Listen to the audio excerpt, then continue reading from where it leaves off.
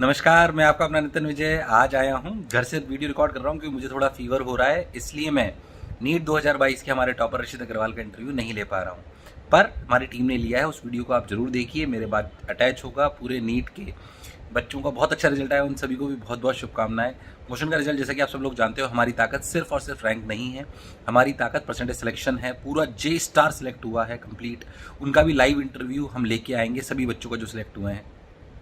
तो इस इंटरव्यू को जरूर देखिए जो मेरे बाद जेसी सर और एवी सर ने लिया है। ऋषित अग्रवाल AI-27 ने क्या खोले राज, उसको देखिए और अपनी तैयारी, जो आने वाले बच्चे 2023 में नीट देने वाले हैं, वो अपनी तैयारी को सुदृढ़ कर सकते हैं। चलिए मेरे साथ और मोशन के साथ प्रेम बनाए रखने के लिए बहुत बहुत धन्यवाद। वीडियो को जरूर देखिएगा ताकि आपको पता पड़े कि कैसे हमें तैयारी करनी चाहिए। Thank you. आदरणीय अभिभावकगण तथा प्यारे बच्चों, मैं Amit Verma, joint director Motion Education तथा हेड नीट डिवीजन, और आज मेरे साथ हैं mister Rishit Agarwal, all India rank 27। बड़े सौभाग्य की बात है। और साथ ही मेरे साथ बैठे हैं Jitendra Chandwani sir, JC sir, deputy director Motion NEET division. और आज हम लोग प्यारे बच्चों आपके साथ कुछ संवाद कराने वाले हैं ऋषित का। ऋषित की जो सफलता है, उस सफलता में किन किन चीज़ों का योगदान रहा, कैसे इसने सफलता को प्राप्त किया, इसके बारे में हम थोड़ी सी यहाँ पर चर्चा करने वाले हैं। तो ऋषित, बहुत बहुत स्वागत है आपका। Thank you.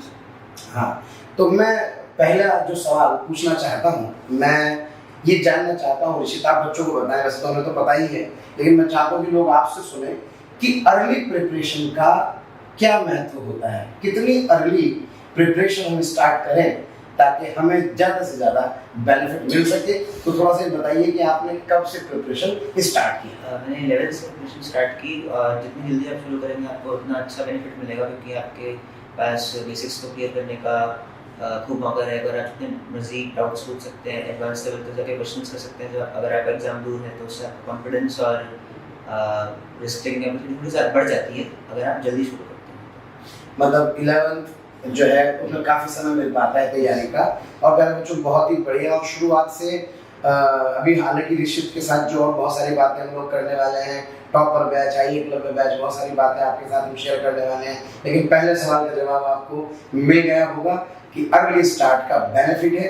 तो आप देख रहे हैं all India rank 27 Rishit Agarwal ने बताया कि 11th क्लास से उन्होंने तैयारी की है, और उस तैयारी से हमें ज़्यादा समय मिलता है, हम डाउट ज़्यादा अच्छे से क्लियर कर सकते हैं और बहुत सारी बातें। जैसे सर, मैं चाहता हूँ कि एक सवाल आप भी ऋषित, एक बात बताओ, आप अब तो अपना ड्रीम आपने फुलफिल कर ही लिया है, लेकिन ये डॉक्टर बनने का जो सपना था वो आपने कब देखना start? Sir, almost 7th-8th class से मुझे लगता था कि मुझे मेडिकल फील्ड में जाना चाहिए, और कुछ समय के लिए मुझे लगा, मैं कंफ्यूज हो गया कि IIT में जाऊँ या मेडिकल में, लेकिन फिर मैंने फाइनली मेडिकल चूज किया। ये एक बहुत अच्छी बात है कि आपको अपना करियर या अपना जो ड्रीम जिसमें आप अपना करियर बनाने वाले हैं, अपना पूरा लाइफ का बड़ा स्पैन आप स्पेंड करने वाले हैं, ये सपना आपको बहुत पहले देखना पड़ेगा, और उस सपने को पूरा करने के लिए आपको बहुत कंसिस्टेंसी के साथ आगे बढ़ना पड़ेगा, जैसा ऋषित ने, राइट? यस। चलिए, बहुत अच्छी बात है। एवी सर?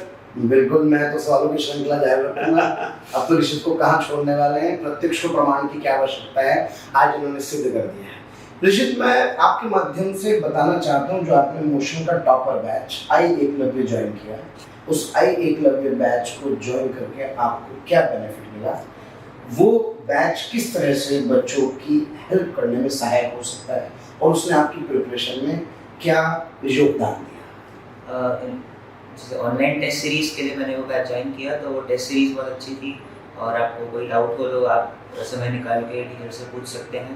बाकी आज जो जूम पे आपके सेशंस, ऑनलाइन डाउट्स क्लियरेंस जो भी था, व्हाटएवर, उसी के बारे में अगर चर्चा करें तो वो कहीं ना कहीं बेनिफिशियल रही हमारे लिए। हाँ, क्योंकि डाउट बताना और मेनली टेस्ट सीरीज, जो कि टेस्ट अच्छे होते हैं, तो उससे बहुत फ़ायदा मिलेगा, उससे आपको एग्जाम का सिमुलेशन अच्छा मिलेगा, और टीचर्स से बात करने में कभी आपका कॉन्फिडेंस वगैरह भी अच्छा रहता है। मेन चीज़ आपके लिए, मतलब इस बैच में practice of questions is main attribute of this batch. Correct. Actually क्या है, आई एकलव्य बैच का जो फ्रेमिंग है सर, हमारा उसका टारगेट ये है कि टॉप रैंक्स प्रोड्यूस करना। तो ऋषित, एक बात आप बताएं कि टॉप 100 का आपने रैंक सिक्योर की अपनी, ठीक है? तो क्योंकि टॉप 100 रैंक में अपने आप को लाना एक छोटा काम नहीं, बहुत बड़ा काम आपने किया है। 720 मार्क्स के तो हिसाब ये से। अपने आप में एक बड़ा अचीवमेंट है।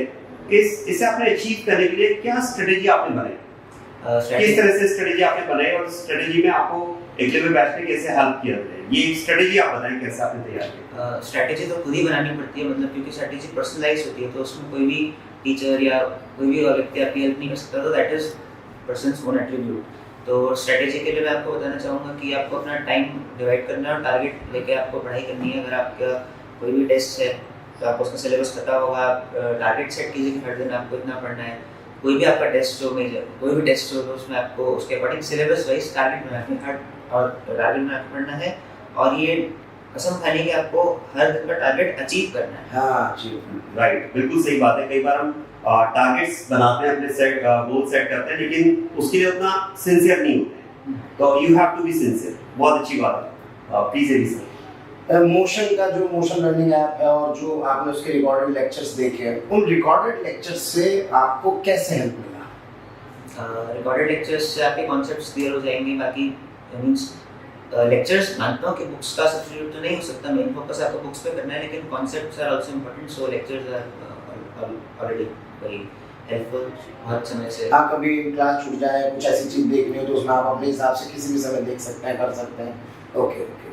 अच्छा एक बात और बताएं कि ये कोटा का एक यूनिक फीचर है, ठीक है, कि डाउट क्लियरेंस सेशन यहाँ पर होते हैं अलग से। तो क्या लगता है आपको डाउट क्लियरेंस सेशन की क्या इंपॉर्टेंस आप देना चाहेंगे इस अचीवमेंट? डाउट आना अच्छी बात है, और डाउट का स्टैंडर्ड भी अच्छा होना चाहिए, और हमें पहले कोशिश करनी चाहिए कि हम खुद उन डाउट्स को क्लियर करें, क्योंकि हम खुद स्ट्रगल करेंगे तो उससे हमारा डेवलपमेंट होगा, और हम मतलब बुक को भी एक्सप्लोर कर पाएंगे अगर हम किसी बुक को सर्च करके डाउट्स क्लियर करेंगे। तो doubt clearance is very important. Kota में फैसिलिटी डाउट्स की आसानी से मिल जाती है, कोचिंग टीचर्स आपको डाउट क्लियर समझ दे देते हैं, तो that is also very nice publicity. Right.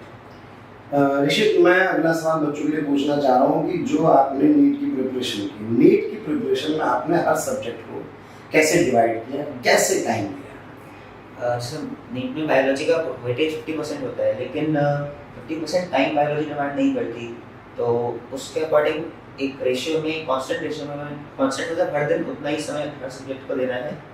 अगर ऐसा नहीं होना चाहिए कि पूरे एक दिन तो फिजिक्स पढ़ रहे हैं, अगले दिन पूरा दिन केमिस्ट्री पढ़ रहे हैं, हर दिन थोड़ा फिजिक्स, थोड़ा केमिस्ट्री, थोड़ा बायो करना चाहिए। मतलब कितने घंटे के स्पैन में अगर अपन बात करें, कितने ड्यूरेशन में उसको अपन डिवाइड करें?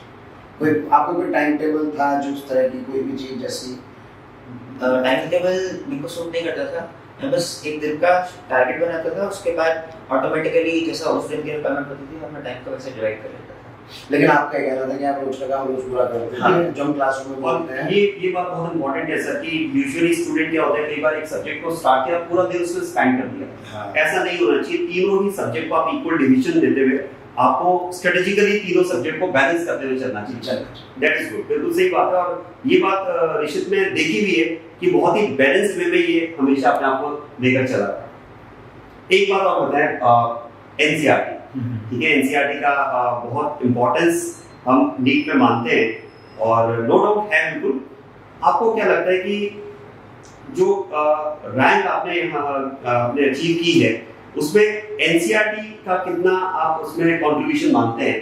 ठीक है, क्योंकि ये क्लासेस में भी कहा जाता है कि एनसीईआरटी आपको पढ़ना है, इवन हम अपने नोट्स में भी एनसीईआरटी को कवर करते हैं, बट स्टिल हम ये बात स्टूडेंट्स को बोलते हैं कि आपको एनसीईआरटी के लैंग्वेज को समझ में आना चाहिए, क्योंकि टीचर क्लास में ऐसा नहीं कि एनसीईआरटी कवर नहीं कर रहा है, बिल्कुल क्लास में एनसीईआरटी कवर करते हैं, बट उसका जो कंसेप्ट हम डिलीवर करते हैं वो इजियर लैंग्वेज में डिलीवर करते हैं, जबकि उसी कंसेप्ट को एनसीईआरटी में थोड़ा सा लैंग्वेज कई बार स्टूडेंट को टफ करती है। तो कैसे आपने उस लैंग्वेज को समझा, ठीक है, कैसे आपने एनसीईआरटी का कंट्रीब्यूशन इस अचीवमेंट का अपना आपको मिला, ये आप एक बार बताएं बच्चों। नीट में मेन फोकस सभी बच्चों का एनसीईआरटी पे रहना चाहिए। मतलब मुझे तो कोचिंग मॉड्यूल से भी ज़्यादा अच्छा एनसीईआरटी लगता है, क्योंकि questions are directly picked from NCERT. तो एनसीईआरटी का वेटेज कोचिंग मॉड्यूल से बहुत ज़्यादा रहना चाहिए आपकी प्रिपरेशन में, उससे आपकी रैंक इंप्रूव होगी। एनसीईआरटी को बिल्कुल भी अंडर एस्टिमेट नहीं करना है, उसका पूरा प्रॉपर एनालिसिस करना है। तो एनसीईआरटी के लिए जितनी बातें कही जाए उतनी कम है नीट के लिए एनसीईआरटी के पर्सपेक्टिव में। बिल्कुल वही बात आ गई सर, जो हम IIT लेवल को डिजाइन करते टाइम सोच रहे हैं कि पूरा फोकस एनसीईआरटी पर ही होना चाहिए। पूरा फोकस एनसीईआरटी पे होना चाहिए। अगर आपका एनसीईआरटी फोकस्ड है तो आपको कहीं भी इधर उधर भटकने की आवश्यकता नहीं है। कंसाइज स्टडी हो, फोकस स्टडी हो, तो ऐसे बड़े बड़े गोल अचीव किए जा सकते हैं। बहुत बहुत शुभकामनाएं ऋषित आपके लिए। एक प्रार्थना करता हूँ कि अगर तुम बूंद हो तो तुम्हें नदी होना है, अगर तुम नदी हो तो तुम्हें सागर होना है, और अगर सागर हो तो आकाश तक उछाल लहरें तुम्हारी पहचान है।